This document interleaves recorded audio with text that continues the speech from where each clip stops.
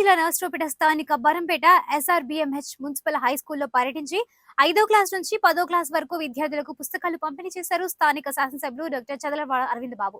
అందులో భాగంగా ఆయన మాట్లాడుతూ కీర్తిశేషులు కత్తుల రాజసింహుడు మనవడు కత్తుల వంశీకృష్ణ ఆధ్వర్యంలో పుస్తకాలు పంపిణీ చేయడం జరిగింది.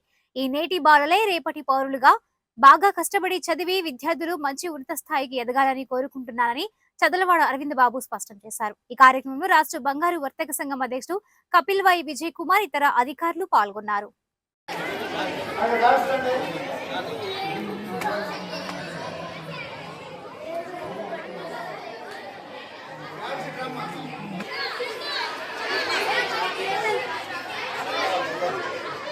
Okay sir.